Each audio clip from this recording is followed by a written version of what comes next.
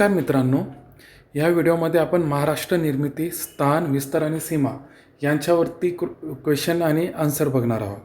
पहिला प्रश्न आहे, महाराष्ट्र राज्याची निर्मिती कधी झाली? तर याचं उत्तर सगळ्यांनाच माहीत आहे आणि आपण तो दिवस महाराष्ट्र राज्य दिन म्हणूनही साजरा करतो. 1 मे 1960 महाराष्ट्र राज्याची निर्मिती झाली.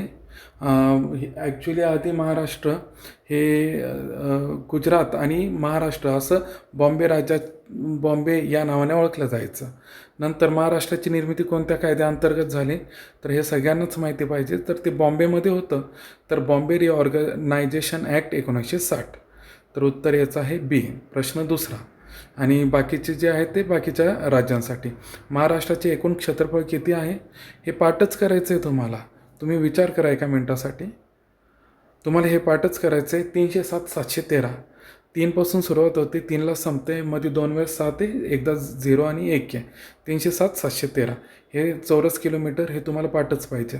नंतर महाराष्ट्राच्या किनारपट्टीची लांबी किती आहे? 840 किलोमीटर. हे पाठच करायचं आहे. परत याच्यावर प्रश्न आलेले आहेत. ओके. महाराष्ट्र किनारपट्टी अरबी समुद्राला लागून आहे. नंतर महाराष्ट्राच्या दक्षिण सीमेवर कोणते राज्य आहे?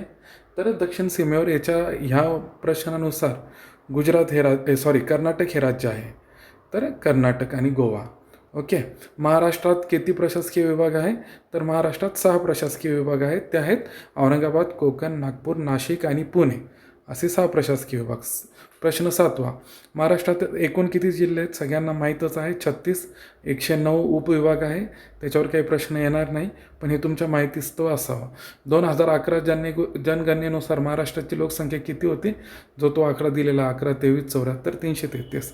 महाराष्ट्राचा दुसऱ्या क्रमांकावर पॉप्युलेशनमध्ये नंबर लागतो 2011च्या जनगणनेनुसार. पहिला UP आणि तिसरा बिहार. महाराष्ट्राची लोकसंख्या घनता प्रति चौरस किलोमीटर किती आहे? तर ती आहे 370. ओके. आणि महाराष्ट्रातील शहरी लोकसंख्येचे प्रमाण किती आहे? तर ते आहे 49.07%. बरं, अजून मी काही माहिती देऊन ठेवलेली आहे. भौगोलिक त्याचा कसा आहे निर्देशांक, तर त्याची PDF तुम्हाला माझ्या टेलिग्राम चॅनलवर भेटून जाईल. त्याचंही नाव MPSC कनेक्ट आहे. याच्यात मग मी तुम्हाला सगळी माहिती देऊन ठेवलेली आहे, तुम्ही वाचू शकता. नैसर्गिक सीमा आणि हे वाटलंच तर मी याच्यावर तुम्हाला एक छोटा शॉर्ट बनवून टाकतो थोड्या वेळात.